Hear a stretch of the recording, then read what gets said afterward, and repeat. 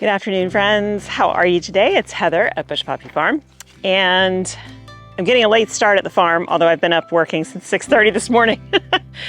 We're going to create a bunny barrier.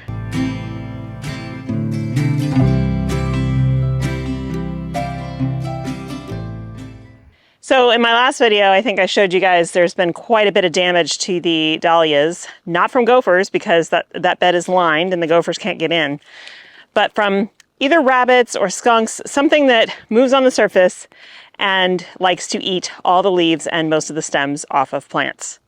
So this is bad news because for the ones that they've already gotten, I don't know if they'll come back. I don't know if they'll rebound. Hopefully, I mean, yesterday when I looked at them, they'd gotten a few more. I hope there's still some out there to protect. But what we're gonna do is we're just gonna rig up a very simple fence around the dahlia bed. I have T-posts already out here. I got this bunny fence, rabbit fence. I do have deer fence left over, but that's plastic and the rabbits will chew right through it. So I went ahead and got this. As you can see, it's not very tall. It just needs to be tall enough for them not to jump over it to get at what they want. So we're going to hammer in some T-posts on the four corners of the bed, run this around and attach it with zip ties, and that should do it. And then we cross our fingers and hope that the dahlias recover, because it would really stink to lose all of that. Then what I need to do is take inventory, stem inventory. I'm going to sell wholesale next week, Monday morning, early Monday morning. I need to get all the flowers down to the wholesaler in San Francisco. So in order to do that, I have to upload everything I have available by this evening to my online shop. So I need to count how many stems I can harvest on Sunday. And the big focus is going to be lilies, lilies and feverfew and, you know, other stuff, sunflowers, things like that. So I want to count how many stems I've got that I know will be ready for Sunday, and then get those uploaded. So I don't think I'm gonna have time or energy today because it's hot and it's noon to get more wood chips moved, but it is what it is and we'll get there. So, okay, let's go create this bunny bear.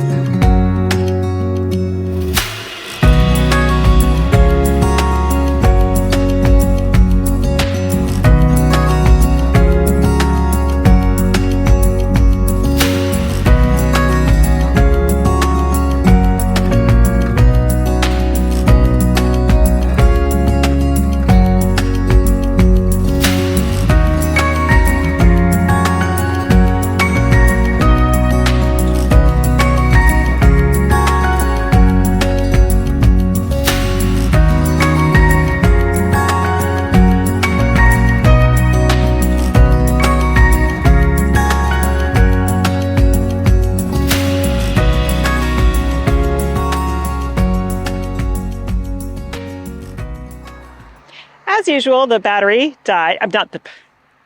As usual, the camera overheated and stopped recording, but hopefully you got the gist. So we have the fence up around. I ran out of fencing. This was 50 feet, but I happen to have extra stuff lying around, and that will work just fine. So the fencing is attached to these T-posts, but it is also zip tied at the bottom every like 6 inches to the to the chicken wire, because I don't want them to burrow under and get in that way. So, and in fact, I think I see a possibility here. So I'm going to make that tighter with another zip tie, and probably there as well. But you can see there's been a lot of damage. So there were plants this entire row here, and they're all gone. Now, I don't know that they'll come back. They're getting water. I really hope they do. But there is no guarantee. So we're just going to do what we can do, prevent more damage. Hopefully this will do the job. If it doesn't, then I don't know what's getting them. But it's clearly something with actual teeth, like a vertebrate, right? Like a squirrel or I'm assuming it's a rabbit or a skunk or a fox. I don't know. I don't think a fox could get in here though, because the deer fence works to keep things from burrowing under as well. So I think we're dealing with bunnies or maybe a skunk. Anyway, fingers crossed this works, because I really don't want to lose all my dahlias. Okay, it's super hot out here, but I have got to get this inventory done. So I'm gonna cut this part of the video off here, get the inventory done. And then when it cools off a little later, we can talk about some stuff going on in the home garden. Okay guys, so it's the next morning, and just got so crazy yesterday when I got back with things that we needed to do and working with the contractors and stuff that I didn't get a chance to come out here. But we are out here this morning in the home garden. So one of the things I'm learning about using these Oyas is they are excellent at, keeping the soil below the surface moist. Not good, obviously, at keeping the surface soil moist. So germinating seeds in this type of thing, you can do it, but you need to water consistently by hand until they really start to, take hold, till the seeds are germinated, they start to send down roots to actually get at that water. So I did sow a bunch of mustard over here, and some of it might come up. But what I'm going to do in this bed is I got more corn. I really want corn this year, and since the rats ate all the stuff that I sowed, I'm going to plant them in this bed. There are still 2 tomatoes in here, which I don't think are going to do anything, and I have lots of tomatoes everywhere else. So I think I'm going to pull these and just sow the whole bed in corn. There'll be one nice grid. And they're all the same variety, so they'll all pollinate each other.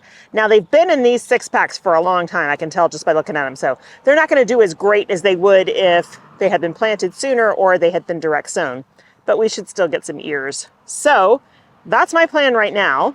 Next, I need to finish a project that I started but didn't have all the parts I needed. So I did not get to this in the wintertime, and I only just really remembered it.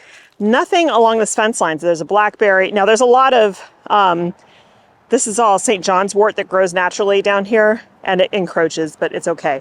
So there's a blackberry, blueberry, blackberry, blackberry, blueberry, blackberry, and 2 grapes down there, none of which have any water right now. So I need to run the irrigation to them. It's going to be super easy. I've already tied this one into the main line up there. I just need to run it down and staple it in and put emitters on all of these things. And then I'll be good for the whole summer. I won't have to worry about them. The other thing I need to run irrigation to is this trough. So you can see there's irrigation, but it got chewed by the rats like last fall, and I never restrung it. So I've been like, oh, it's on irrigation, but it's not. Obviously, because the peppers here are suffering, and I don't think they're even going to grow. But so I need to reattach this to that tubing, make sure this blueberry gets irrigation, and then we should be good and all set on irrigation out here. So those are the jobs that I need to take care of out here. I also ended up pulling out the last, or the big mustard that was here. because it was falling over and the chickens had had so much of it. So I have a big open space in the garden right here. Now, yes, I do have lots of squashes around and they will hopefully start to spread, but I want to put something else here. I just don't know what I'm going to do with that yet. So I also need to go through and check on some things. I think I need to, well, I need to harvest some peas. Like, look at the size of that. That's nuts. So we definitely have peas to harvest and probably some beans as well. Cucumbers are doing well. I did tie them up the other day. So, you know, and the tomatoes are finally putting on growth. We've had those 2 mini heat waves that helped a lot. And I've got 2 of the 8-ball squash going there. I really like these. They're fun and they're tasty. So that's nice to see. I definitely have seen lots of bees in the flowers. So I'm hoping that my other squashes are being pollinated. I mean, some of these guys, like this one did get pollinated and it's growing, but some of these other ones didn't. So if you see things like this, don't be upset. It just means that that particular one never got pollinated, so it's going to shrink back down. But you know, they're growing. This guy I started from seed, so it's really nice to see that. Looks like it's going to flower soon. Yeah, so some of this stuff is doing well in here. This one was also started from seed. It's a Seminole, and I've been really wanting to grow this for like 2 years. Last year it was a total fail, so I'm happy about that. And this is fun. The artichoke is blooming.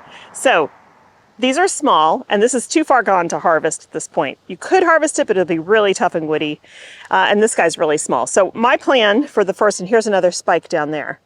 So my plan for this first year for these artichokes is to let them flower. If you've never seen an artichoke flower, they are so pretty, so brilliantly purple. So we'll see that soon.